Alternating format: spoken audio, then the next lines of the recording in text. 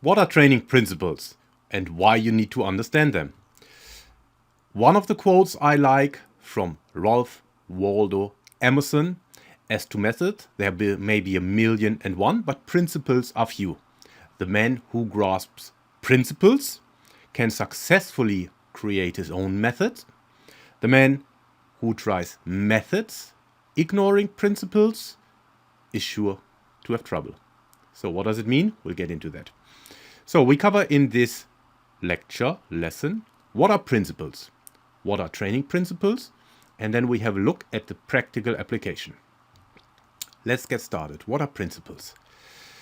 Elon Musk has termed the term first principles again, and he quotes a lot of his success. He attributes a lot of his success to these first principles. So every time he has a question he needs to answer, he goes back to his so-called first principles. There's also a book from Ray Dalio. It's a bit abstract, but please bear with me. From Ray Dalio called Principles. And Ray Dalio, a hedge fund manager very successfully. So we're not talking about sports here, but he basically says everything he does is based on principles. And according to Ray Dalio, principles are fundamental truths that serve as a foundation for behavior that gets what you want out of life. They can be applied again and again in different situations. And having a good set of principles is like having a recipe for success. And lastly, all successful people have principles they operate by. So, fundamental truths that serve as a foundation. Principles can be applied again and again in different situations. A good set of principles is like having a recipe for success. And all successful people have principles. So, first takeaway: principles are fundamental truths. They serve as a foundation and they can be applied in different situations, and they are a recipe for success. So, let's get into training principles. Less abstract, bit more applied. A definition of training principles from Stone and Sands in their book of Principles and Practice of Resistance Training. Training is a complex process guided by training principles that serve to unify the training effort and categorize the various tasks into an easily understood structure. So the second takeaway: training principles can be categorized into a structure and they unify training efforts. So why do we need training principles and why do we need to train in the first place? Well, another definition here from Bomper: the main objective of training is to increase the athlete's sporting skill and ultimately levels of sporting performance. Training principles are the foundation of the theory and methodology of training. So then the third takeaway in this first one: training aims to improve performance, and training principles are the foundation of training. So training aims to improve performance, and the training principles are basically what's the foundation of that training. So let's have a look at the practical application. What are these training principles? This is a random selection of books I looked at to see what training principles are out there.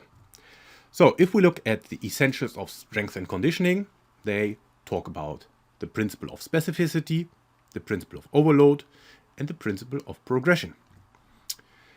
Science and Practice of Strength Training from Satsiowski and Verkhoshansky, the principle of overload, the principle of accommodation, the principle of specificity, and the principle of individualization. Periodization for sports training from Bompa and Bosicelli. Progressive increase of load, variety, individualization, and specificity. Principle and practice of resistance training from Stone and Sands, mentioned before. Principle of increasing load demands, principle of continuous load demands, principle of awareness, principle of planning and systems, principle of presentation, principle of individualization, and the principle of variety.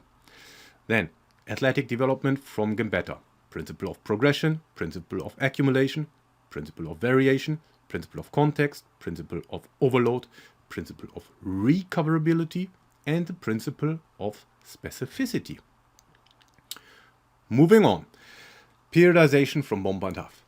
Principle of multilateral development, the principle of specialization, the principle of individualization, the principle of training variation, the training principle of load progression, and the principle of sequence of training load.